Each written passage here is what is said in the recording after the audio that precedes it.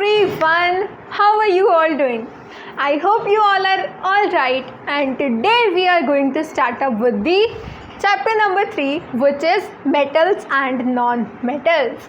So इस chapter में हमने पहले ऑलरेडी ये चैप्टर डिटेल में पढ़ रखा है, तो आज हम करने वाले हैं one short revision of this chapter, ठीक है। और हम रिवीजन कहाँ से करेंगे? हम रिवीजन करेंगे एनसीईआरटी से। हम सारे इम्पोर्टेंट पॉइंट्स को डिस्कस करेंगे, ठीक है। सो चलिए स्टार्ट करते हैं। आई होप आप सभी अपने बुक्स के साथ रेडी होंगे। Okay so now let's first of all start with the physical properties, ठीक है। सो सबसे पहले ये देखो, जो आपका ये चैप्टर है, chapter number 3 metals and non metals, यहाँ आप बेसिकली इस चैप्टर में पढ़ने क्या वाले हो। जैसे फर्स्ट टॉपिक आपको दे रखा है physical properties, right, physical properties. So सबसे पहले आपको पढ़ना है फिजिकल प्रॉपर्टीज़ क्या होती हैं।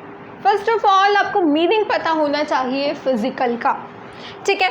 अब जैसे हम किसी भी एलिमेंट या कंपाउंड की बात करते हैं, सो हम फिजिकल और केमिकल प्रॉपर्टीज़ के बारे में स्टडी करते हैं। उनमें से फिजिकल प्रॉपर्टी का मतलब होता है कि वो पर्टिकुलर चीज़ बाहर से देखने में कैसी लग रही है। क्लियर है? सो ये हो गए जैसे हम किसी भी चीज़ को एक्सटर्नली देख रहे हैं, ओके। और केमिकल का मतलब है कि उस पर्टिकुलर एलिमेंट का रिएक्शन दूसरे एलिमेंट्स, दूसरे मेटल्स या दूसरे नॉन मेटल्स के साथ किस तरीके से होता है, that is what is chemical properties, okay. So इन्हीं सभी चीज़ों के बारे में आज हम डिस्कस करने वाले हैं, ओके, ठीक है। सो सबसे पहले हम पढ़ेंगे physical properties of metals, okay. So first of all यहाँ से जो भी आपका इम्पॉर्टेंट क्वेश्चन बन सकता है, यहाँ से आपसे पूछा जा सकता है कि मेटल्स और नॉन मेटल्स में on the basis of their physical properties हो सकता है कि आपसे डिफरेंशियल क्वेश्चन पूछ लिया जाए। सो यहाँ से सिर्फ यही क्वेश्चन आपसे पूछा जा सकता है। और एक और इम्पॉर्टेंट पॉइंट ये बन सकता है कि आपसे एक्सेप्शंस के ऊपर क्वेश्चन पूछ लिया जाए, ठीक है। सो एक्सेप्शंस का आप सभी को पता होना चाहिए, और दोनों में यानी कि मेटल्स और नॉन मेटल्स में आप सभी को डिफरेंसेस पता होने चाहिए, ओके, विद एक्सेप्शंस, ठीक है। सो फर्स्ट ऑफ ऑल हमारी फर्स्ट प्रॉपर्टी है ये, that metals in their pure state have a shining surface. This property is called metallic lustre, okay. So ये तो बड़ी नॉर्मल सी बात है। मेटालिक लस्टर क्या होता है कि जो मेटल्स जैसे कि गोल्ड, सिल्वर, प्लैटिनम, अब यहाँ पर हम उनको क्या है, ज्वेलरी बनाने के लिए यूज़ करते हैं, है ना, ज्वेलरी बनाते हैं गोल्ड की। ऐसा क्यों? क्योंकि उनकी शाइनिंग सरफेस होती है। शाइनिंग सरफेस होती है जब ही तो ज्वेलरी के लिए यूज़ करते हैं। अगर शाइनिंग सरफेस नहीं होती, अगर वो डल डल होते, तो क्यों हम उनसे ज्वेलरी बनाते, राइट। सो इसीलिए यहाँ से आप याद कर सकते हो कि मेटल्स जो होते हैं उनकी शाइनिंग सरफेस होती है, और शाइनिंग सरफेस को, इस प्रॉपर्टी को क्या कहते हैं, मेटालिक लस्टर, ओके, ओके। सो इस प्रॉपर्टी को क्या कहते हैं, मेटालिक लस्टर। तो फर्स्ट पॉइंट क्लियर हुआ। लस्टरस क्या होता है, किसी भी चीज़ को अगर हम लस्टरस कह रहे हैं, दैट मीन कि उसकी शाइनिंग सरफेस है, ठीक है। और मेटल्स की शाइनिंग सरफेस होती है। अब क्योंकि वो मेटल्स की है, सो हम उसको नाम देते हैं metallic lustre. So simple, okay. Now second thing is this, second point क्या है कि जो मेटल्स होते हैं दे आर जनरली हार्ड, ठीक है। मेटल्स जनरली हार्ड होते हैं। अब ये भी आपको रटने की ज़रूरत नहीं है। आयरन देखा है ना, लोहा हार्ड होता है ना। सो वहीं से आप याद रख सकते हो that metals are generally what, hard. The hardness varies from metal to metal. अब सिंपल सी बात है, हार्डनेस क्या है, एक प्रॉपर्टी है। अब अलग अलग मेटल की अलग अलग प्रॉपर्टी होती है, यानी कि अगर हम बात करें सोडियम की या अगर हम बात करें आयरन की, तो उनकी हार्डनेस में बहुत ज़्यादा डिफरेंस होता है। सोडियम को हम रिप्रेजेंट करते हैं किससे, Na से, ओके। सो सोडियम जो है एक सॉफ्ट मेटल होता है। अगर हम सोडियम को लें और अगर हम उसके ऊपर लाइक कहते हैं ना कि चाकू से भी काटेंगे तो फिर वो कट जाएगा, ठीक है, that is what soft metal. Sodium क्या है, एक सॉफ्ट मेटल है। सो इसीलिए यहाँ पे लिखा हुआ है कि जो हार्डनेस है that varies from metal to metal. कुछ मेटल ज़्यादा हार्ड होते हैं और कुछ मेटल ज़्यादा हार्ड नहीं होते। ओके, ठीक है। अब मेलिएबिलिटी की बात करते हैं। फर्स्ट प्रॉपर्टी क्या थी हमारी, मेटालिक लस्टर। सेकंड क्या थी, hardness, that metals are generally hard. अब अगर मैं थर्ड प्रॉपर्टी की बात करूँ so that is what is malleability, ठीक है। मेलिएबिलिटी, अब देखो मेलिएबल क्या होता है, जैसे एल्यूमिनियम, अब फॉयल होता होगा आपके घरों में, सभी के घर में है एल्यूमिनियम फॉयल, उसी में आप अपनी चपाती वगैरह पैक करके ले जाते हो लंच के टाइम पे स्कूल के लिए, है ना। तो देखो अब वो एल्यूमिनियम क्या है, एल्यूमिनियम इज़ अ मेटल, और मेटल अब आपको ऐसे तो नहीं मिलता। एल्यूमिनियम अगर आप देखोगे तो आपको शीट्स की फॉर्म में नहीं मिलता, ठीक है। सो हमें उसको बीट करके शीट्स की फॉर्म में कन्वर्ट करना पड़ता है, और उसी प्रॉपर्टी को हम कहते हैं मेलिएबिलिटी। क्लियर हुआ, यानी कि the property of metals by which they can B beaten into thin sheets, this property is called malleability. Metals की वो प्रॉपर्टी जिससे हम उन मेटल्स को शीट्स में कन्वर्ट कर सकते हैं, उसी प्रॉपर्टी को हम मेलिएबिलिटी बोलते हैं, ठीक है। अब एक इम्पॉर्टेंट पॉइंट, गोल्ड और सिल्वर। गोल्ड और सिल्वर सबसे ज़्यादा मेलिएबल मेटल होते हैं, ठीक है।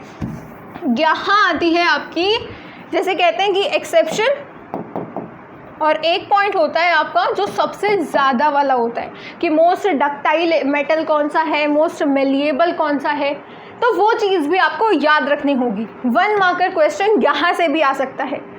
सो सबसे ज़्यादा मेलिएबल मेटल कौन से हैं, गोल्ड है और सिल्वर है। गोल्ड को रिप्रेजेंट करेंगे हम AU से और सिल्वर को AG से, ठीक है। सो सबसे ज़्यादा मेलिएबिलिटी कोई पूछेगा तो आप क्या बोलोगे, गोल्ड और सिल्वर, ओके, ठीक है। अब हमारे मेटल्स की जो नेक्स्ट प्रॉपर्टी है दैट इज डक्टिलिटी, ठीक है। 3 प्रॉपर्टी हमने डिस्कस कर ली। फर्स्ट वाली क्या थी, मेटालिक लस्टर, ठीक है। वो क्या बताती है कि मेटल्स की शाइनी सरफेस होती है, जैसे कि gold, platinum, silver. Second property हमने पढ़ी थी हार्डनेस, और hardness metal to metal vary करती है। थर्ड प्रॉपर्टी क्या थी, थर्ड प्रॉपर्टी थी malleability, and the fourth property is the ability of metals to be drawn into thin wires. अब ध्यान रखो यहाँ थिन वायर्स है और मेलिएबिलिटी के केस में थिन शीट्स था, ठीक है। सो मेलिएबिलिटी के केस में हम मेटल्स को शीट की फॉर्म में बीट करके शीट की फॉर्म में कन्वर्ट कर रहे थे, और डक्टिलिटी में हम क्या करते हैं, मेटल्स को खींचते हैं, मतलब इस तरीके से उनको वायर्स की फॉर्म में कन्वर्ट करते हैं, ठीक है। अब यहाँ पर सबसे ज़्यादा डक्टाइल मेटल कौन सा है, gold. Gold is the most ductile metal, ठीक है। गोल्ड क्या है, सबसे ज़्यादा डक्टाइल मेटल, और इसकी डक्टिलिटी आप इसका अंदाज़ा लगा सकते हो बाय दिस पॉइंट कि हम 1 ग्राम अगर हमारे पास गोल्ड है ना, 1 ग्राम गोल्ड को आप इतना खींच सकते हो, ठीक है। इतनी ज़्यादा डक्टिलिटी की प्रॉपर्टी है कि हम उसको 2 किलोमीटर लेंथ तक भी वायर उसके बना सकते हैं, सिर्फ 1 ग्राम गोल्ड से, है ना। बहुत ज़्यादा डक्टाइल होता है हमारा गोल्ड। क्लियर हुआ, ठीक है। सो ये पॉइंट्स आप ध्यान रख लेना। और देखो एक और नई बात, अगर हम मेटल्स को, मेलिएबिलिटी की प्रॉपर्टी क्या कहती है कि हम मेटल्स को थिन शीट्स में कन्वर्ट कर सकते हैं, और डक्टिलिटी क्या कहती है कि हम उनके वायर्स बना सकते हैं। तो जब ये प्रॉपर्टीज़ मेटल्स के पास हैं तो इसका मतलब कि हम मेटल्स को अपने अकॉर्डिंग अलग अलग शेप दे सकते हैं according to our needs, okay, ठीक है। अब हम नेक्स्ट प्रॉपर्टी की बात करेंगे विच इज़ कंडक्शन, ठीक है। अब जो मेटल्स होते हैं वो गुड कंडक्टर ऑफ हीट भी होते हैं और गुड कंडक्टर ऑफ इलेक्ट्रिसिटी भी होते हैं, ठीक है। You must have seen that the wires that carry current in our homes have a coating of PVC, polyvinyl chloride, or a rubber-like material. अब देखो इलेक्ट्रिक वायर्स, अभी मैंने आपको बताया था कि वायर्स में कन्वर्ट करने की प्रॉपर्टी किसके पास होती है? मेटल्स की। और इस प्रॉपर्टी को क्या कहते हैं? मेटल्स की इस प्रॉपर्टी को क्या कहते हैं? डक्टिलिटी। ठीक है, अब देखो सिर्फ और सिर्फ हम मेटल्स को इस तरीके से खींच दें, इसका मतलब ये तो नहीं कि हम उनको वायर्स की जगह यूज़ कर सकते हैं, नहीं। इसके लिए मेटल्स के पास एक प्रॉपर्टी और होनी चाहिए, which is they should be good conductor of electricity. अब गुड कंडक्टर ऑफ इलेक्ट्रिसिटी क्या होता है वो समझते हैं। देखो good conductor of electricity as well as heat, metals जो हैं दोनों के ही अच्छे कंडक्टर होते हैं, मतलब कि वो अपने अंदर से चार्जेस का फ्लो भी होने देते हैं और हीट का फ्लो भी होने देते हैं। And flow of charges what? Flow of charges current, ये आप इलेक्ट्रिसिटी चैप्टर में पढ़ोगे। ठीक है, ओके। सो अब देखो आपने देखा होगा कि जो वायर्स हैं उनके ऊपर रबर लाइक मटेरियल की कोटिंग होती है या फिर पीवीसी की। अब ऐसा क्यों होता है? देखो क्योंकि जो रबर लाइक मटेरियल है वो क्या है? एक insulator. That is a bad conductor of electricity. और अगर वो बैड कंडक्टर है इलेक्ट्रिसिटी का, यानी कि वो इलेक्ट्रिसिटी को कंडक्ट नहीं करेगा, और इलेक्ट्रिसिटी कंडक्ट नहीं कर रहा मतलब कि किसी भी टाइप के शॉक से हम बच जाएंगे। ओके, ठीक है। सो आई होप आपको ये पॉइंट क्लियर हो गया। What happens when metals strike a hard surface? अब ये मेटल्स की होती है अलग प्रॉपर्टी, एक नई प्रॉपर्टी है जो कहती है कि जब मेटल्स किसी हार्ड सरफेस से स्ट्राइक करते हैं सो दे प्रोड्यूस साउंड, है ना, वो साउंड प्रोड्यूस करते हैं। जैसे कि स्कूल में जब घंटी बजाते हैं, है ना, पियोन जब घंटी बजाते हैं स्कूल में तो आवाज़ आती है पूरे स्कूल में, और वो जिसके ऊपर वो मतलब बीट करते हैं ना जिसको, that is what is a metal. ठीक है, मेटल्स की जब हम सरफेस पे स्ट्राइक करेंगे सो वो साउंड प्रोड्यूस करते हैं। ठीक है, और इस प्रॉपर्टी को हम क्या कहते हैं? सोनोरस। ठीक है, मेटल्स क्या होते हैं? सोनोरस। सोनोरस क्यों कहा? क्योंकि अगर हम मेटल्स को किसी हार्ड सरफेस से स्ट्राइक कराएंगे सो वो साउंड प्रोड्यूस करेंगे। ठीक है, सो ये देखिए school bells are made of metals. अब आप समझ आया आप सभी को कि स्कूल बेल्स मेटल से क्यों बनी होती है? I hope it's clear to you now. ठीक है, सो यहीं पर मेटल्स की जो प्रॉपर्टी होती है, फिजिकल प्रॉपर्टी, वो ख़त्म हो चुकी है। इतनी ही प्रॉपर्टीज़ आपको पढ़नी थी। First was what? हार्डनेस। सबसे पहले हमने क्या पढ़ा था? Metallic lustre. उसके बाद हमने पढ़ा था हार्डनेस। देन हमने बात करी मेलिएबिलिटी की, देन डक्टिलिटी, और उसके बाद हम मूव ऑन करें to the conduction of heat and electricity. And last property क्या थी? मेटल्स की सोनरस वाली प्रॉपर्टी, कि अगर वो किसी भी हार्ड सरफेस पे स्ट्राइक करते हैं सो वो साउंड प्रोड्यूस करते हैं।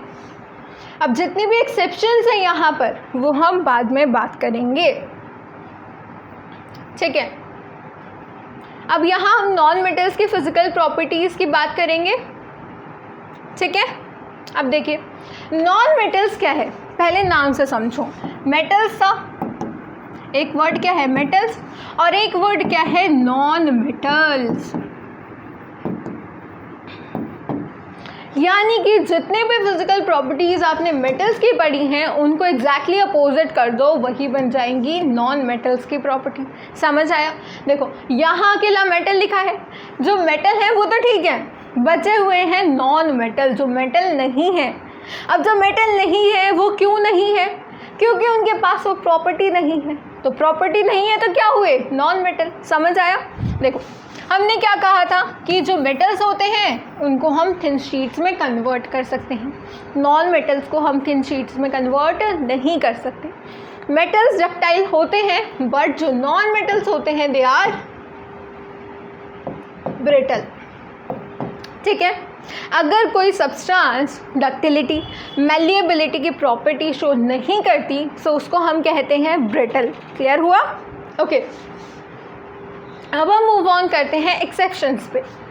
All metals accept mercury. देखो ध्यान रखना है, जो वर्ड एक्सेप्ट आता है वो बहुत इंपॉर्टेंट होता है आपके एग्जाम्स के लिए। सभी metals accept mercury exist at solid at room temperature. Okay, you have observed that metals have high melting points but gallium and cesium have very low melting points. So ये क्या है आपकी एक्सेप्शंस। फर्स्ट एक्सेप्शन क्या थी? Mercury. Mercury को हम Hg से represent करते हैं, ठीक है। सो देखो सभी मेटल्स, किसी भी मेटल का एग्जांपल ले लो, एल्यूमिनियम है, गोल्ड है, सिल्वर, या फिर आप ले सकते हो कॉपर, कोई भी मेटल लो, सभी क्या होते हैं? सॉलिड होते हैं at room temperature. Room temperature मतलब वो नॉर्मल टेम्परेचर, जैसे आपका रूम का टेम्परेचर होता है, that is what is room temperature, ठीक है। लेकिन मरकरी की अगर हम बात करें तो वो लिक्विड होता है, लेकिन दैट इज़ अ मेटल। यानी कि मरकरी क्या हुई? एक एक्सेप्शन हुई हमारे मेटल्स की सॉलिड स्टेट के लिए। समझ आया? इसी तरीके से अगर हम बात करें मेटल्स के मेल्टिंग और बॉइलिंग पॉइंट पे, गैलियम और सीजियम ऐसे मेटल्स हैं जिनका बहुत ही कम मेल्टिंग पॉइंट होता है, ठीक है। These two metals will melt if you keep them on your palm. यानी कि हम अगर अपने बॉडी टेम्परेचर जितना भी टेम्परेचर इन्हें देते हैं सो ये मेल्ट हो जाएंगे। इतना ज़्यादा कम इनका मेल्टिंग पॉइंट होता है। अब बात करते हैं नॉन मेटल्स की।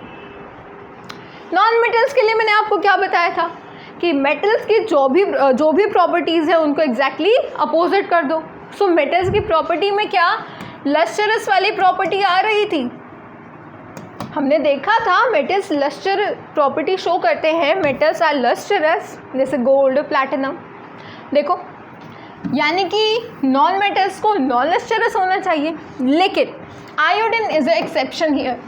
आयोडीन एक नॉन मेटल है बट इट इज़ लस्टरस। समझ आया? आयोडीन क्या होता है? लस्टरस होता है, ठीक है। Now carbon. अब carbon is again a non metal. Carbon एक ऐसा नॉन मेटल है जो कि अपनी डिफरेंट फॉर्म्स में एग्जिस्ट करता है, और वो अलग अलग फॉर्म जो होती हैं कार्बन की, हर एक फॉर्म को हम एलोट्रॉप कहते हैं। ये आप डिटेल में पढ़ोगे carbon and its compound chapter में। Diamond, an allotrope of carbon, is the hardest natural substance known and has a very high melting and boiling point. ये पॉइंट्स भी आपको हमेशा ध्यान रखने हैं। कार्बन की ही एलोट्रोपिक फॉर्म है, लेकिन कार्बन क्या है? एक carbon is what? A non metal. और कार्बन की ही फॉर्म्स यानी कि डायमंड, ग्रेफाइट, डायमंड और ग्रेफाइट भी क्या हुई? अब देखो वो कार्बन की ही फॉर्म्स हैं, तो मतलब वो क्या हुई? नॉन मेटल ही हुई। लेकिन डायमंड, अर्थ पे सबसे ज़्यादा हार्डेस्ट सब्सटेंस क्या होती है? दैट इज़ डायमंड, और इसका बहुत ही ज़्यादा हाई मेल्टिंग और बॉइलिंग पॉइंट होता है। समझ आया? ओके, एक और एक्सेप्शन दिखा रही है हमारी कार्बन की दूसरी allotropic form which is graphite. हमने बात करी कि मेटल्स क्या है? गुड कंडक्टर ऑफ इलेक्ट्रिसिटी, यानी नॉन मेटल्स क्या हो गए?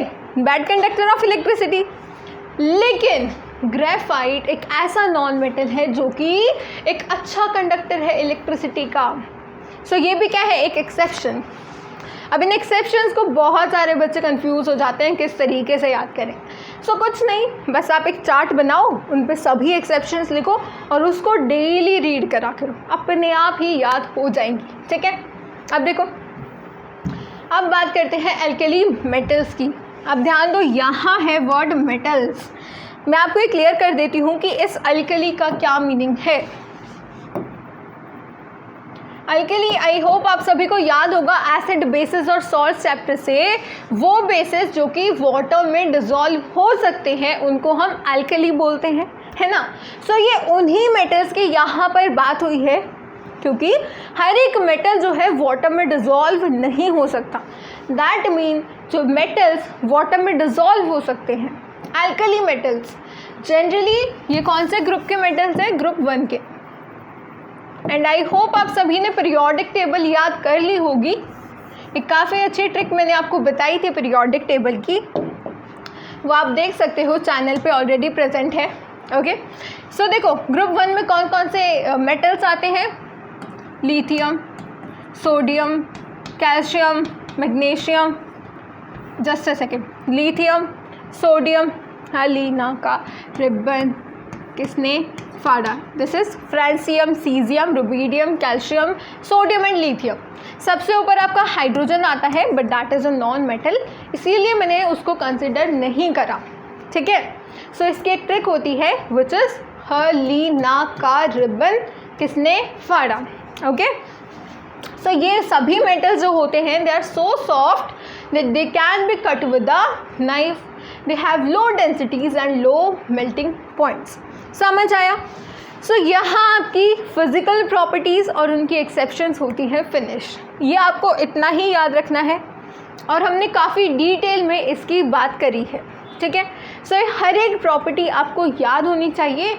और देखो अगर मेटल्स की याद हो गई ना, सो नॉन मेटल्स की याद करनी is not a big deal. Non metals में बस उनका अपोजिट कर दो और कुछ एक्सेप्शंस याद रखो, बस दैट्स इट। ओके, सो अब हम बात करने वाले हैं केमिकल प्रॉपर्टीज़ की। ठीक है, सो केमिकल प्रॉपर्टीज़ में हमें सबसे पहले पढ़ना है reaction of metals with oxygen. ठीक है, so physical properties I hope आप सभी को क्लियर हो चुकी हैं। ओके, सो देखिए almost all metals combine with oxygen to form metal oxides. अब ये बात जो है कुछ खास नहीं है, याद करने के लिए इस पॉइंट में तो कुछ नहीं है।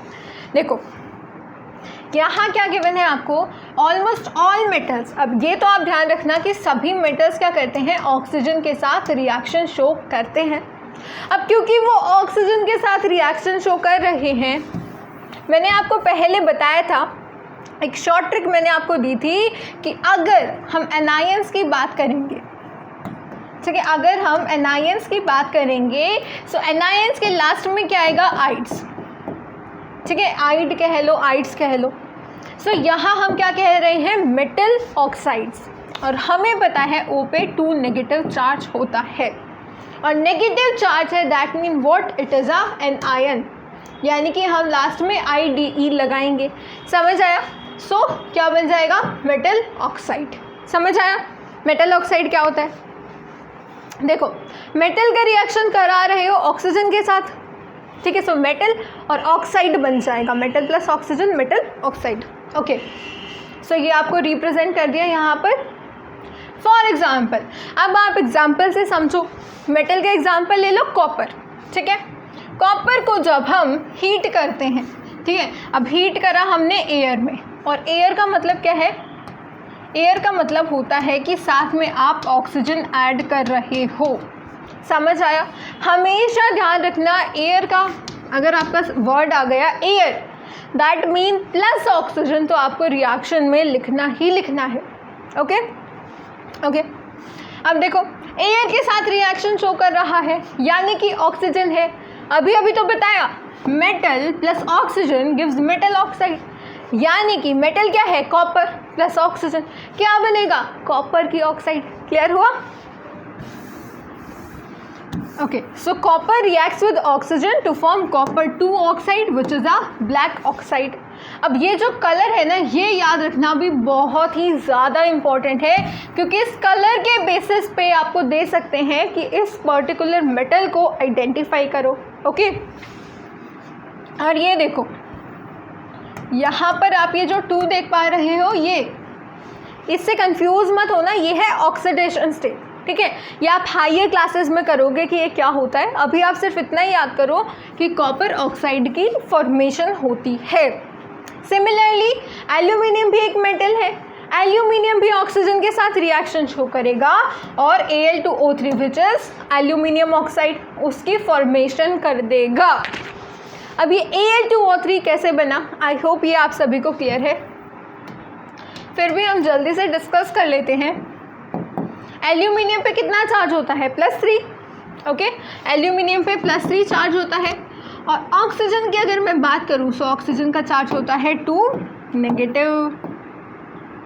ठीक है, सो इनको हम क्या करेंगे, इस तरीके से क्रिस क्रॉस कर देंगे, Al2O3 ठीक है। और इनका ये चार्ज कैसे आया वो मैं आपको बताऊंगी जब मेटल्स का हम देखेंगे bond formation with non metals. समझ आया? सो ये था आपका एक क्विक ओवरव्यू कि Al2O3 हमने किस तरीके से यहाँ पर लिखा है। इतने रिएक्शंस क्लियर हुए? Okay, now we have learned that metal oxides are basic in nature, but some metal oxides such as aluminum oxide, zinc oxide, etc. show both acid as well as basic behavior. अब यहाँ पर जो आपने देखी थी aluminium oxide, I hope आप सभी को एसिड बेसिस सॉल्ट्स वाला चैप्टर याद होगा। वहाँ पर हमने देखा था कि जो मेटल्स होते हैं ना वो जनरली बेसिक नेचर शो करते हैं, ठीक है। अब मेटल्स की ऑक्साइड है या मेटल के कार्बोनेट्स हैं, they are generally basic in nature. तो यहाँ देखो हमें पता है कि मेटल ऑक्साइड्स क्या होती हैं, generally they are basic in nature, लेकिन एल्यूमिनियम की ऑक्साइड और जिंक ये दोनों क्या है, मेटल्स हैं, लेकिन इनकी oxides acids as well as bases के साथ रिएक्शन शो करती हैं।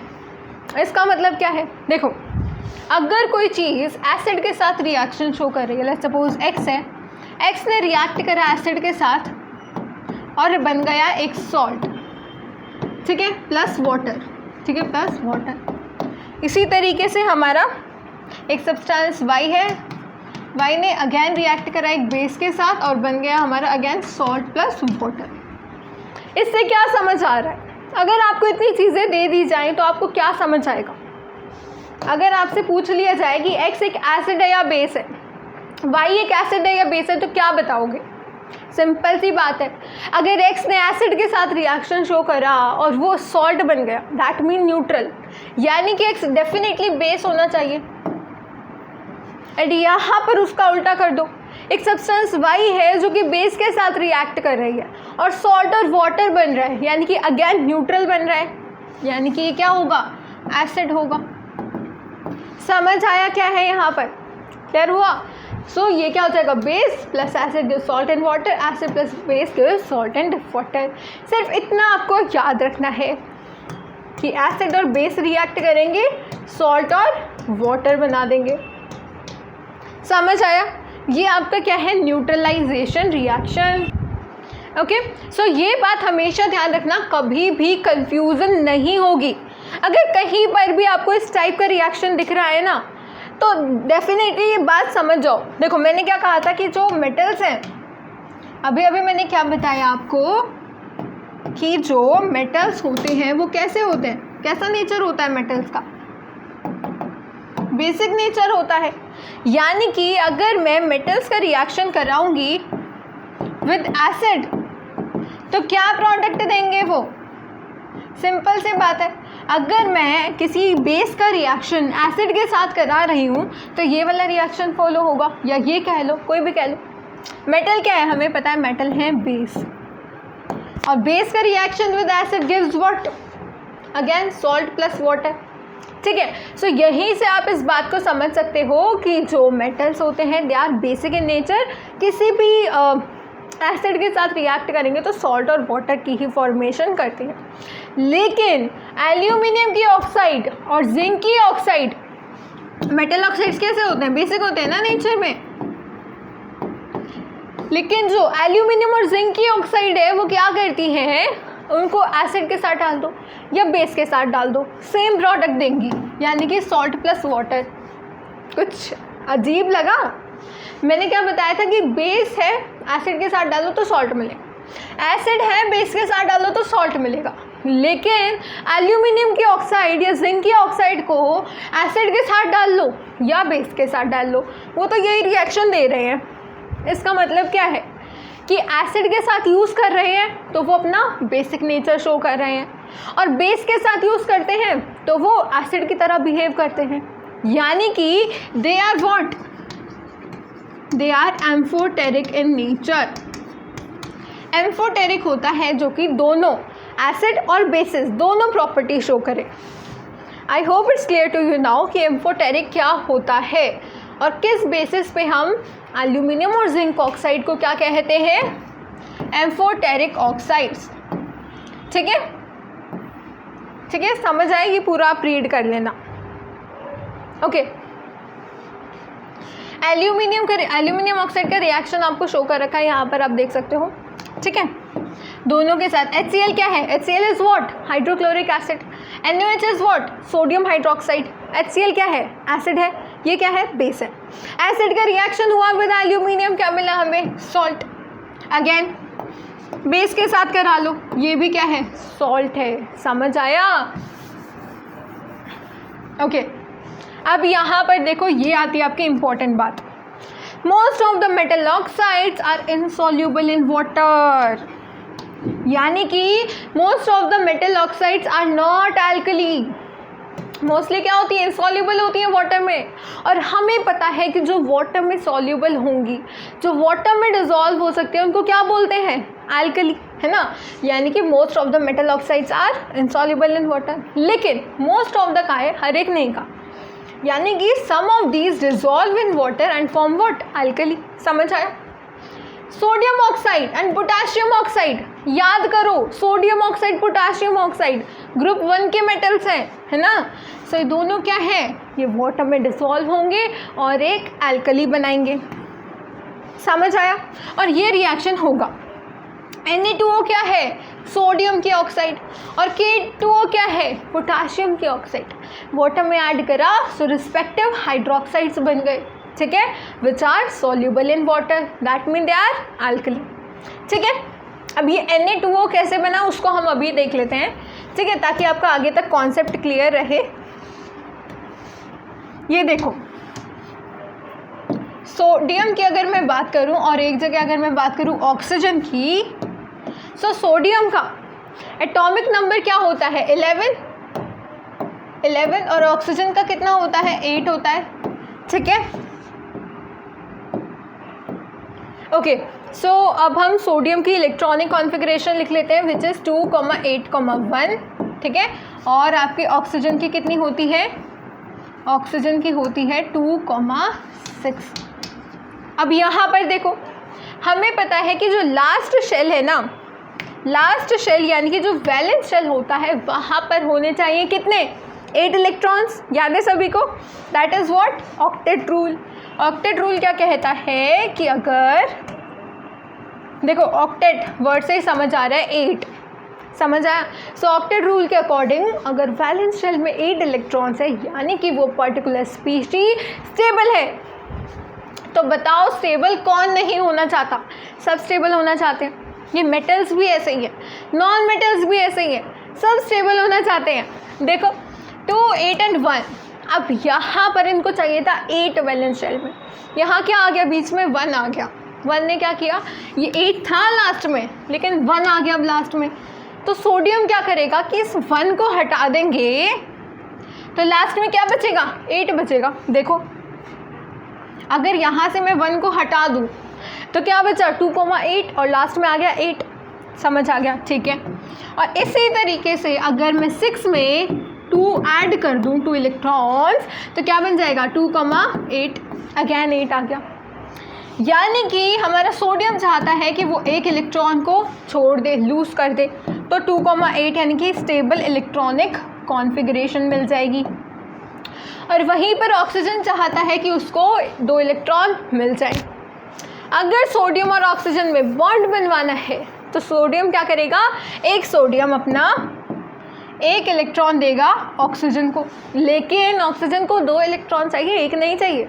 1 मिलेगा तो 2,6 से 2,7 बनेगा, 8 तो नहीं बनेगा।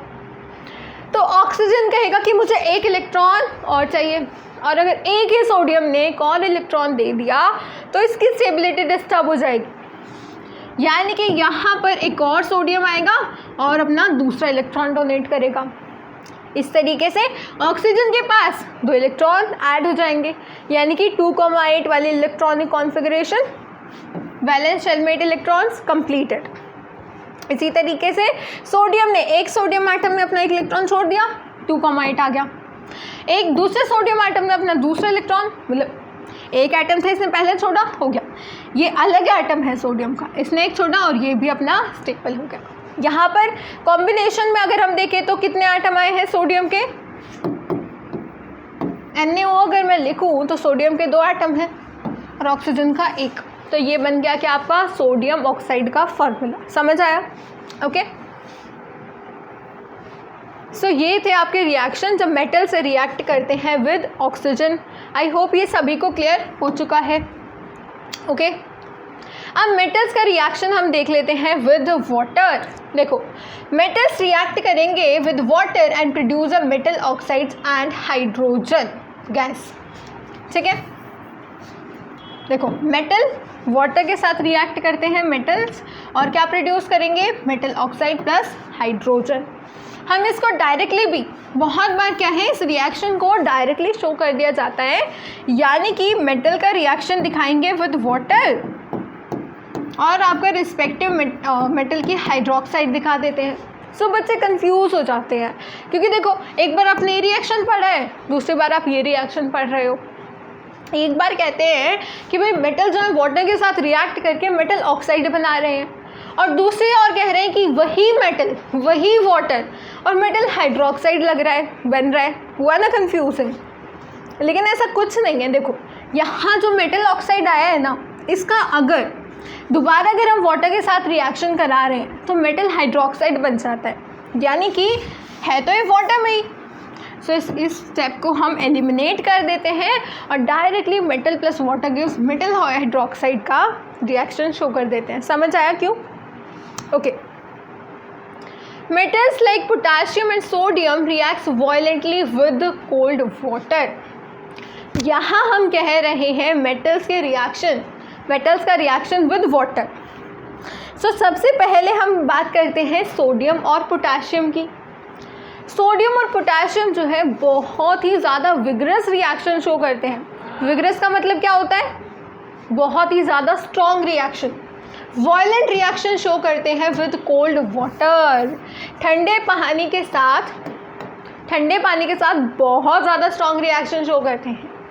In case of potassium and sodium, the reaction is so violent and exothermic that the evolved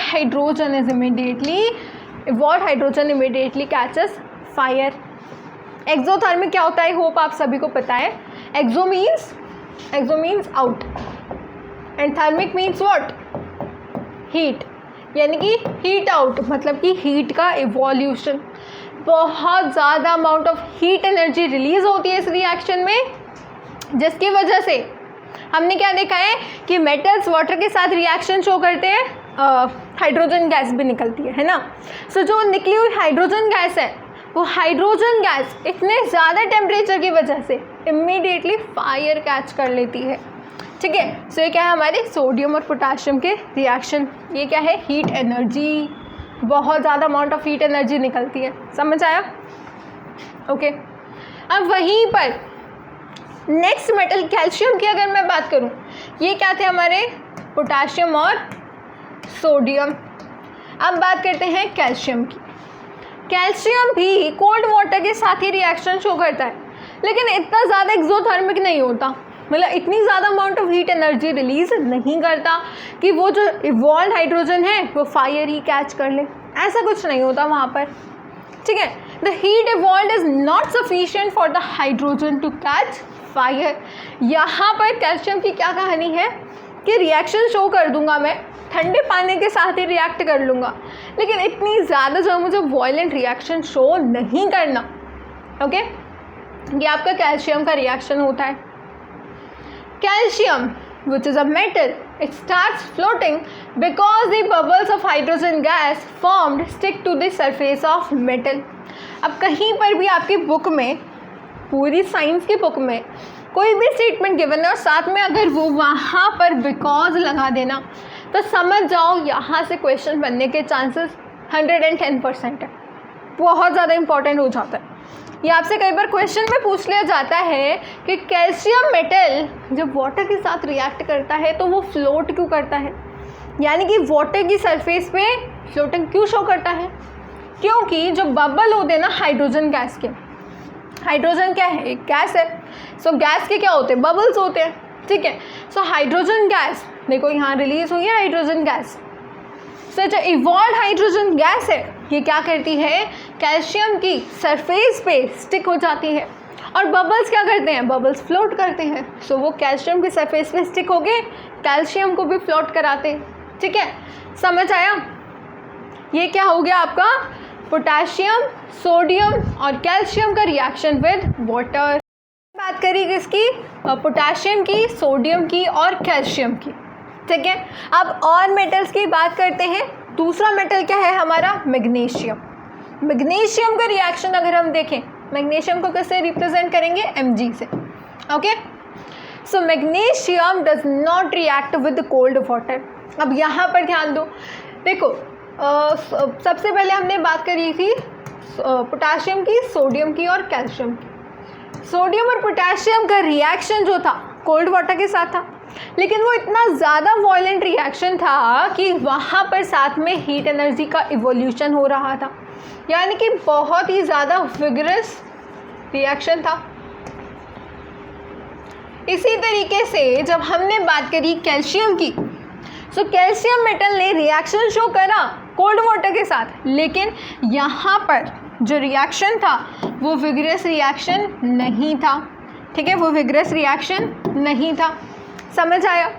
यहीं पर अगर मैं मैग्नीशियम की बात करूं तो मैग्नीशियम मेटल जो है वो ठंडे पानी के साथ रिएक्ट ही नहीं करता, यानी कि उसको कुछ अमाउंट ऑफ हीट चाहिए कि वो अपना रिएक्शन शो करे। सो जो मैग्नीशियम है that reacts with hot water to form what, क्या बनाएगा मैग्नीशियम, वाटर है, साथ में बनाएगा magnesium hydroxide and hydrogen gas का इवोल्यूशन होगा। अगेन कैल्शियम की ही तरह मैग्नीशियम भी सरफेस पे फ्लोट करना स्टार्ट हो जाता है, again with the same reason, because जो मैग्नीशियम की सरफेस होगी वहाँ पर क्या होते हैं, हाइड्रोजन गैस के बबल स्टिक हो जाते हैं। और जब हाइड्रोजन, क्योंकि एक गैस है, गैस क्या करती है, फ्लोट करती है, सो ये साथ में ये जो मैग्नीशियम है हमारा वो भी फ्लोट करना स्टार्ट कर देता है। समझ आया? Okay, now metals like aluminium. अब हमने कैल्शियम मैग्नीशियम की बात भी कर ली, अब हम बात करेंगे एल्यूमिनियम की। Okay, so aluminium, iron and zinc do not react either with cold और हॉट वाटर। अब देखो, एक था हमारा कोल्ड वाटर, एक था क्या, हॉट वाटर। अब एक बचा हुआ क्या, स्टीम। स्टीम से के साथ अब एल्यूमिनियम, जिंक और आयरन रिएक्शन शो करते हैं to form metal oxides and hydrogen. अब यहाँ पर ध्यान दो, एक इम्पॉर्टेंट बात आ गई है। हमने देखा था कि जो मैग्नीशियम है, पोटाशियम ले लो सबसे पहले, देन सोडियम, कैल्शियम, मैग्नीशियम, ये सभी, इन सभी ने जब वाटर के साथ रिएक्शन शो करा था तो इन सभी की रिस्पेक्टिव क्या बनी थी, हाइड्रोक्साइड्स बनी थी। सभी के रिस्पेक्टिव हाइड्रोक्साइड्स बनी थी ना, potassium hydroxide, sodium hydroxide, calcium hydroxide, magnesium hydroxide. लेकिन एल्यूमिनियम, जिंक और आयरन जब वाटर के साथ रिएक्शन शो करते हैं तो ये हाइड्रोक्साइड नहीं बनाते, ये ऑक्साइड बनाते हैं। और इसका रीज़न क्या है, क्योंकि वाटर किसकी फॉर्म में है, गैशियस फॉर्म में है ना। सो स्टीम के साथ अगर रिएक्शन शो करेगा, अगर कोई मेटल स्टीम के साथ रिएक्शन शो करेगा तो उस पर्टिकुलर मेटल की ऑक्साइड बनेगी।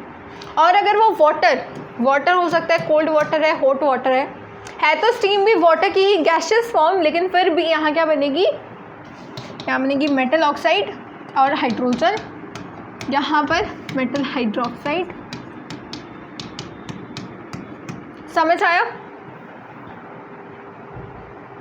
ओके, सो अब आपका जो है ये इम्पॉर्टेंट बात है, एल्यूमिनियम की ऑक्साइड क्या है, Al2O3। इसको हम थोड़ा उधर कर देते हैं। एल्यूमिनियम के ऑक्साइड को हम क्या बोलते हैं, Al2O3। ये क्या है, फॉर्मूला है एल्यूमिनियम ऑक्साइड का। आयरन का Fe2O3 और जिंक का ZnO, जिंक ऑक्साइड। अब यहाँ पर आपका फिनिश होता है reaction of metals with air, यानी कि ऑक्सीजन के साथ reaction of metals and reaction of metals with the water. अब यहाँ पर आप एक पॉइंट और ऐड कर सकते हो वाटर के रिएक्शन में, कि कुछ मेटल्स ऐसे होते हैं जैसे कि लेड, कॉपर, गोल्ड, सॉरी ये क्या है, सिल्वर है, ये गोल्ड है, Ag means silver, Au means gold. ये कुछ ऐसे मेटल्स हैं जिनको गर्म पानी दे दो, ठंडा पानी दे दो, स्टीम दे दो, किसी के साथ भी रिएक्शन शो नहीं करते। समझ आया? ये रिएक्ट ही नहीं करते, इनको कोई फ़र्क ही नहीं पड़ता, ठंडा पानी हो गर्म पानी हो इनको कोई फ़र्क नहीं पड़ता। समझ आया? सो ये लाइन भी आप ऐड यहाँ पर कर सकते हो। यहाँ लिखोगे नो रिएक्शन विद वाटर। ठीक है, ओके। उसके बाद हम बात करेंगे मेटल्स का रिएक्शन विद एसिड्स। अब देखो मैंने बताया आपको, अब देखो ये रिएक्शन हमने ऑलरेडी डिस्कस कर लिया। क्या कह रहा है ये रिएक्शन कि मेटल जब एसिड के साथ रिएक्ट करते हैं तो वो सॉल्ट और हाइड्रोजन बनाते हैं। ठीक है, मेटल जब एसिड्स के साथ रिएक्ट करते हैं तो सॉल्ट और हाइड्रोजन गैस बनाते हैं।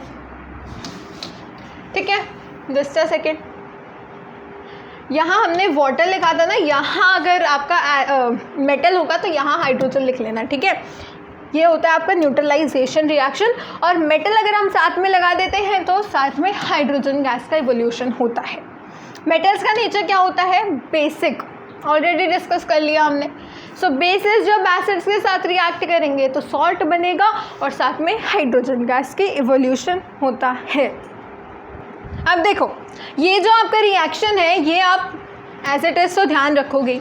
ठीक है, यहाँ सिर्फ इतना ध्यान रखना कि अगर हम डायरेक्टली, जैसे यहाँ एसिड है ना, अगर मेटल ना होकर यहाँ पर बेस होता ना और साथ में एसिड होता तो यहाँ सॉल्ट तो बनता लेकिन साथ में बनता आपका water.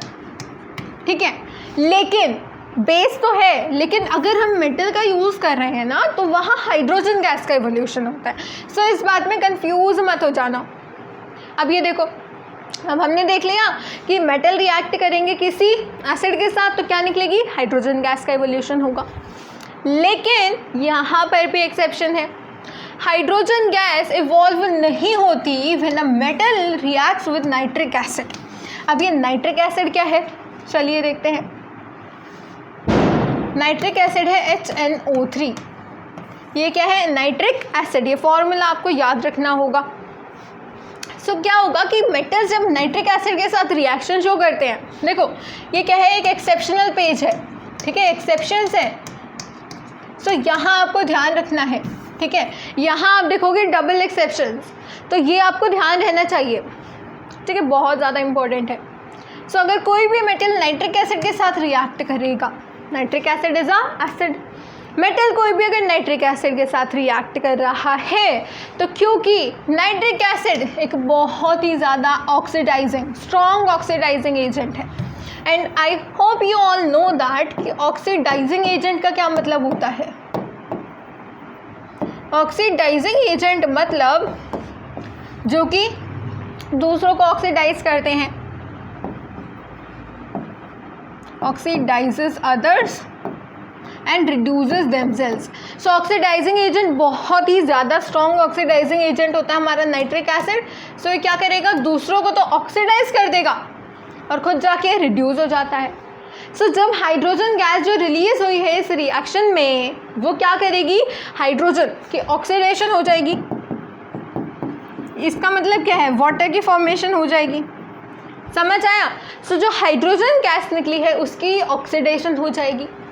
It oxidizes the hydrogen produced to water and itself gets reduced to any of the nitrogen oxide. So खुद का क्या कर लेगा? HNO3 which is a strong oxidizing agent खुद को रिड्यूस कर लेता है, दूसरों को ऑक्सीडाइज कर देता है। समझ आया? सो ये आपको हमेशा ध्यान रखना है कि nitric acid is a very strong oxidising agent, और इतना ज़्यादा स्ट्रॉन्ग ऑक्सीडाइजिंग एजेंट होने की वजह से दूसरों को ऑक्सीडाइज कर देता है, और जो दूसरों को ऑक्सीडाइज करेगा वो खुद जाके रिड्यूस हो जाता है। खुद रिड्यूस होगा किस में?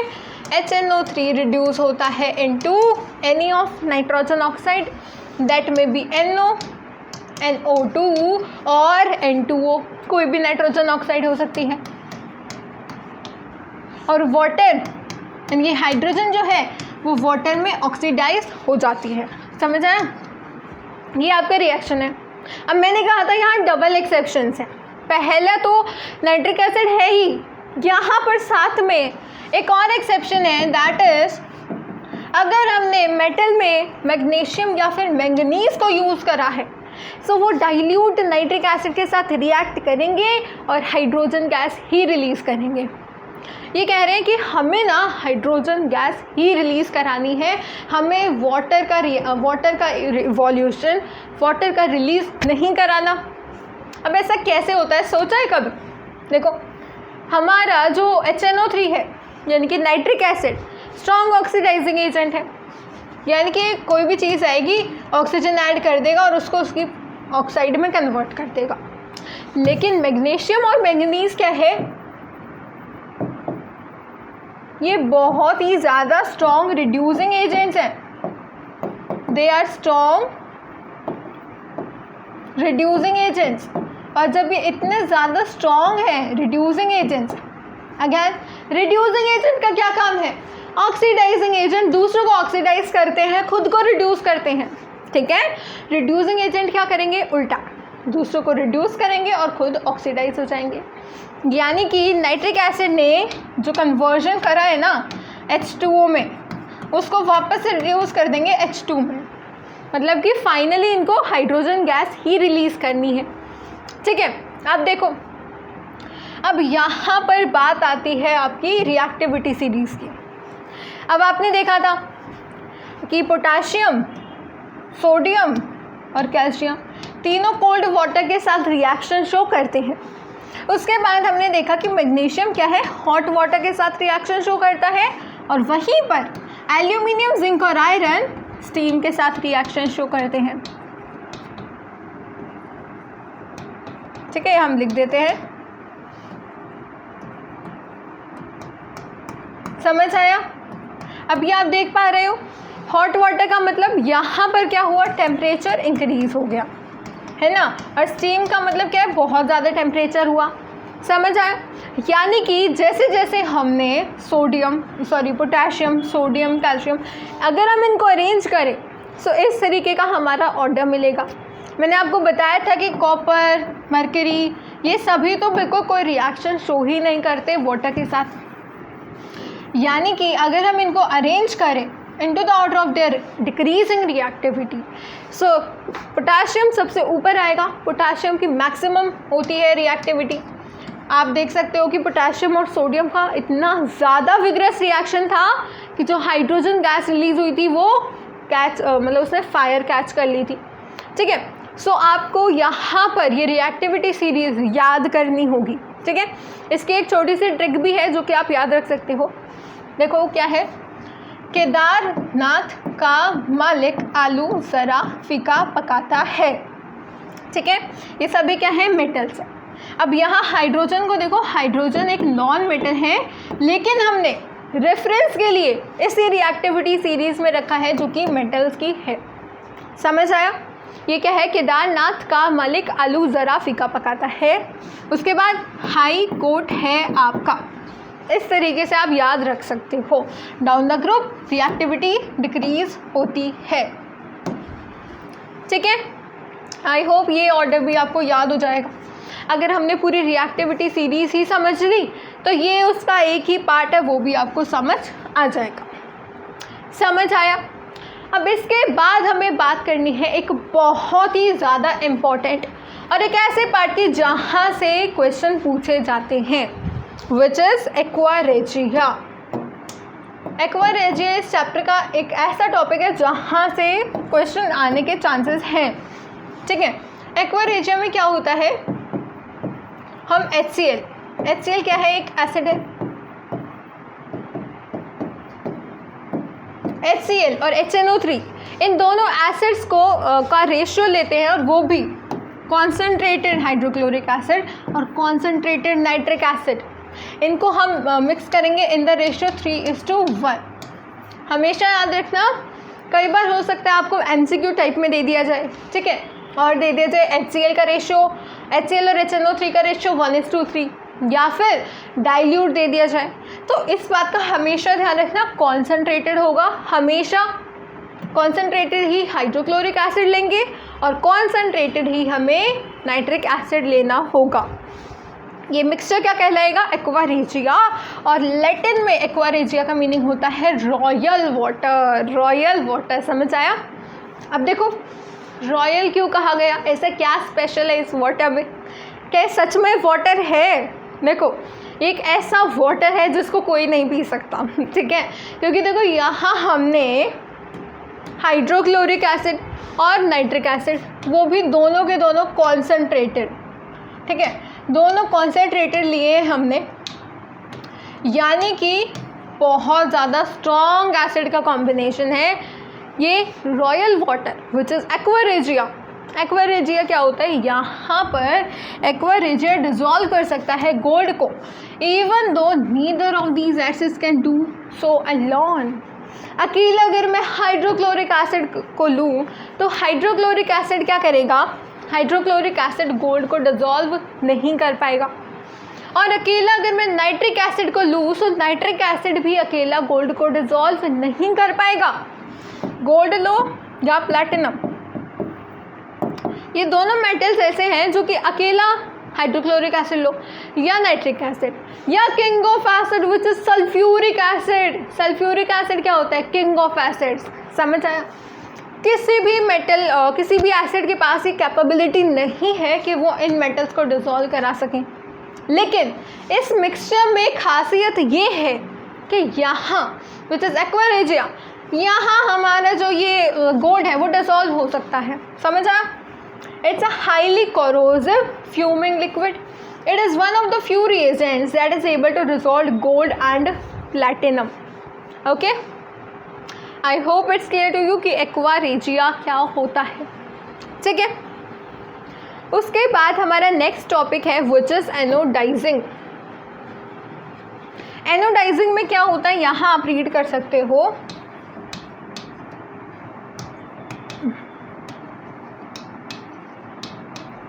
एल्यूमिनियम मेटल पे हम क्या करेंगे? एक्स्ट्रा ऑक्साइड लेयर ऐड करते हैं। और ऑक्साइड की लेयर एक्स्ट्रा क्यों ऐड करेंगे? सो दैट हम एल्यूमिनियम अपना जो मेटल है उसकी सरफेस को किसी फर्दर कोरोजन से, किसी फर्दर रिएक्शन से बचा सकें। सो एक प्रिवेंटिव मेथड होता है जहाँ पर हम अपनी एल्यूमिनियम की सरफेस को, एल्यूमिनियम क्या करता है कि थिन जो है ऑक्साइड लेयर अपने आप ही डेवलप कर लेता है। थिन ऑक्साइड लेयर यानी कि पतली ऑक्साइड की लेयर अपने आप डेवलप कर लेगा, लेकिन हमें क्या करना है? हमें जो है अपने मेटल को बचाना है, प्रिवेंट करना है कि कोई रिएक्शन ना हो। सो हम क्या चाहते हैं कि ये ऑक्साइड की लेयर और ज़्यादा थिक हो, और ज़्यादा थिक हो। तो उसके लिए हम क्या करेंगे? एनोडाइजिंग प्रोसेस का यूज़ करते हैं, जहाँ पर हम ऑक्सीजन की लेयर ऐड कर देते हैं अपने एल्यूमिनियम की सरफेस पे। समझ आया? ओके, देखो it's a process of forming a thick layer of oxide on aluminium. Aluminium develops a thin oxide layer when exposed to air. This aluminium oxide coat makes it resistant to further corrosion. The resistance can be further improved by making the oxide layer thicker. अब ये तो हमने बात कर ली कि पतली सी oxide की layer तो बना लेगा जिससे कोरोजन से प्रिवेंशन मिलेगी, लेकिन हम इसको क्या करते हैं? थिक कर देते हैं. एनोडाइजिंग के दौरान हम क्लीन एल्यूमिनियम आर्टिकल लेंगे एनोड पे और उसको इलेक्ट्रोलाइज कराएंगे विद डाइल्यूट सल्फ्यूरिक एसिड. फिर जो गैस का इवोल्यूशन होगा, ठीक है, वो फिर जाके एल्यूमिनियम के साथ वो गैस, ऑक्सीजन की गैस ऐड हो जाएगी और वहाँ ऑक्साइड की लेयर बन जाएगी. यही है आपका एनोडाइजिंग का प्रोसेस. और यहाँ पर जब हमने ऑक्साइड की लेयर डाल दी, यानी कि हमारा जो मेटल है, एल्यूमिनियम है, अब प्रिवेंशन हो जाएगी उसके आराम से. तो उसको आप अट्रैक्टिव फिनिशिंग दे सकते हैं by dyeing on it. Colour डाल के कुछ भी कर सकते हैं आप, ठीक है. उसके बाद आपका आता है रिएक्टिविटी सीरीज़ का पार्ट, ठीक है. रिएक्टिविटी सीरीज़ और उसके बाद ये जो आपका ये है ना, formation of ionic bond. Ionic bond की फॉर्मेशन हमने ऑलरेडी बात कर ली कि आयनिक बॉन्ड की फॉर्मेशन कैसे होती है, ठीक है. फिर भी मैं आपको क्विकली बता देती हूँ क्या होता है यहाँ पर. सोडियम में मैंने आपको बताया था कि ये इलेक्ट्रॉनिक कॉन्फ़िगरेशन होती है सोडियम की. अब क्योंकि वन क्या है, यहाँ पर बीच में डिस्टर्बेंस क्रिएट कर रहा है. हमें चाहिए लास्ट में 8 वैलेंस इलेक्ट्रॉन, यहाँ 1 आ गया. सोडियम इस इलेक्ट्रॉन को क्या है, हटाना चाहता है. सो रिएक्शन करके सोडियम अपने ऊपर पॉजिटिव चार्ज ले आएगा, क्योंकि इलेक्ट्रॉन का क्या चार्ज होता है, नेगेटिव चार्ज होता है. और नंबर ऑफ प्रोटॉन्स और नंबर ऑफ इलेक्ट्रॉन्स इक्वल होते हैं। लेकिन जब एक इलेक्ट्रॉन चला जाएगा यानी कि एक प्रोटॉन एक्स्ट्रा हो गया, अगर नेगेटिविटी निकलती है तो क्या आती है, पॉजिटिविटी आती है। ठीक है, अगर एक नेगेटिव थॉट दिमाग से निकली सो मतलब एक पॉजिटिव चार्ज आ गया, सो Na 1 पॉजिटिव। कैल्शियम के केस में 2 इलेक्ट्रॉन्स का एवोल्यूशन होगा स्टेबल बनाने के लिए, सो वो 2 पॉजिटिव हो जाता है। इसी तरीके से एल्यूमिनियम पे 3 पॉजिटिव। ये पूरा मैंने आपको अच्छे से समझा रखा है bond formation, ionic bond formation वाले लेक्चर में, वो भी आप देख सकते हो। इन सभी की लिंक आपको डिस्क्रिप्शन बॉक्स में मिल जाएगी। अब ये जो आपके मेटल्स हैं, अगर हम डाउन द यहाँ पे सीरीज जाएं, ठीक है, सो डाउन द सीरीज क्या हो रहा है, रिएक्टिविटी डिक्रीज हो रही है। जो आपने चैप्टर 1 में डिस्प्लेसमेंट रिएक्शन पढ़ा था उसके अकॉर्डिंग अगर एक पर्टिकुलर चीज़ ज़्यादा रिएक्टिव है किसी और चीज़ से, लेट्स सपोज मेरे पास एक मेटल है ए, चलो यहाँ से उठा लेते हैं कोई भी metal, let it be sodium. ठीक है, सोडियम ले रहे हैं हम, और साथ में मान लो हम ले रहे हैं एल्यूमिनियम की ऑक्साइड Al2O3। क्या होगा, रिएक्शन होगा या नहीं होगा, पहले मुझे ये बताओ। देखो सोडियम क्या है, हाईली रिएक्टिव है, और एल्यूमिनियम हमारा यहाँ पे आ रहा है। सोडियम ज़्यादा रिएक्टिव है, एल्यूमिनियम कम रिएक्टिव है, यानी कि यहाँ पर होगा डिस्प्लेसमेंट रिएक्शन। सोडियम जो कि ज़्यादा रिएक्टिव है वो कम रिएक्टिव एल्यूमिनियम को डिस्प्लेस कर देगा, यानी कि एल्यूमिनियम को भगा देगा, सोडियम ऑक्सीजन के साथ चला जाएगा।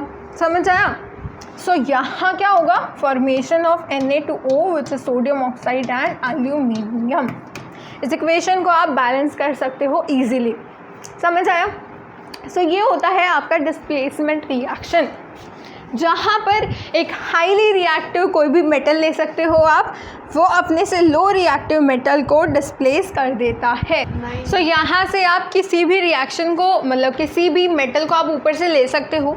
और मतलब मान लो कि पोटेशियम का रिएक्शन कराना है मैग्नीशियम के साथ, तो रिएक्शन हो जाएगा। अगर वहीं पर मैं बात करूँ कि मान लो आयरन का रिएक्शन करा रहे हैं, कि हमारे पास आयरन का सॉल्यूशन है, लेट्स सपोज हमारे पास कॉपर प्लस आयरन सल्फेट है। ठीक है, तो यहाँ मुझे बताओ कोई रिएक्शन होगा या नहीं होगा। ध्यान दो, यहीं पर आपके पास रिएक्टिविटी सीरीज है। मैंने आपको बताया था अगर ये वाला जो मेटल है जो अकेला प्रेजेंट है, अगर वो इस वाले मेटल से ज़्यादा रिएक्टिव है सो रिएक्शन होगा। अगर वो इस वाले मेटल से कम रिएक्टिव है, वो जो अकेला बैठा हुआ मेटल है, अगर वो इस वाले मेटल से कम रिएक्टिव है तो रिएक्शन नहीं होगा। ये देखो कॉपर क्या है, नीचे आता है, और आयरन कॉपर से ऊपर आता है। ये देखो ये आयरन, यानी कि इस केस में कोई भी रिएक्शन नहीं होगा, नो रिएक्शन। समझ आया? अगर कोई मेटल नीचे है रिएक्टिविटी सीरीज में, उसका रिएक्शन हम करा रहे हैं उस मेटल के साथ जिसका सॉल्यूशन है, और वो हमारा रिएक्टिविटी सीरीज में ऊपर है, यानी कि ज़्यादा रिएक्टिव है। सो ये जो कम रिएक्टिव मेटल है वो ज़्यादा रिएक्टिव मेटल को डिस्प्लेस नहीं कर पाएगा। वहीं पर अगर मैं इस रिएक्शन को चेंज करके लिख दूँ, कॉपर सल्फेट प्लस आयरन, अब यहाँ पर मुझे बताओ रिएक्शन होगा या नहीं होगा। आयरन क्या है, ध्यान दो, आयरन और कॉपर पे, क्या आयरन कॉपर से ज़्यादा रिएक्टिव है? अगर हाँ तो रिएक्शन होगा, अगर ना तो रिएक्शन नहीं होगा। आयरन देखो कॉपर से रिएक्टिविटी सीरीज में ऊपर आ रहा है, कॉपर नीचे है, यानी कि आयरन कॉपर से ज़्यादा रिएक्टिव है। आयरन कॉपर को डिस्प्लेस कर देगा और फॉर्मेशन हो जाएगी, ये आपका प्रोडक्ट होगा आयरन सल्फेट प्लस कॉपर। ठीक है, इससे क्या होता है कि जो कॉपर सल्फेट का आपका जो कलर होता है ना वो ब्लू होता है। ठीक है, सो ब्लू कलर डिसअपियर हो जाता है आपके सॉल्यूशन का। सो ये होते हैं आपके डिस्प्लेसमेंट रिएक्शन। ठीक है, ये आपको पूरा समझ आएगा on the basis of their reactivity. अगर आपको रिएक्टिविटी सीरीज क्लियर है तो ये भी समझ आ जाएगा। ओके, सो इसी तरीके से आप जब रिएक्टिविटी सीरीज़ को याद कर लोगे ना, सो इस सभी रिएक्शंस की अंडरस्टैंडिंग आप सभी के लिए बहुत ही ईजी हो जाएगी। ठीक है, और आयनिक कंपाउंड्स की फॉर्मेशन हमने आज देख ली है, और इनकी प्रॉपर्टी आयनिक कंपाउंड्स की प्रॉपर्टी हम करेंगे इन दी नेक्स्ट सेशन, ठीक है। NaCl is also, sodium chloride क्या हुआ, NaCl, it is a ionic compound, ठीक है। सो नेक्स्ट सेशन से हम क्या करेंगे, आयनिक कंपाउंड्स की प्रॉपर्टी करेंगे और फिर हम अपना टॉपिक स्टार्ट करेंगे मेटलर्जी का। सो आई होप आप सभी को आज का सेशन अच्छा लगा। अगर अच्छा लगा so don't forget to like, share and subscribe the channel. मिलते हैं नेक्स्ट पार्ट में जहाँ पर हम मेटलर्जी वाला पूरा पोर्शन अच्छे से समझने वाले हैं फ्रॉम NCERT। हर एक पॉइंट को याद करने की हम छोटी छोटी ट्रिक देखेंगे जिससे आपको कभी भी कंफ्यूजन नहीं होगी। So thank you, it's all for now, bye bye, take care, keep revise.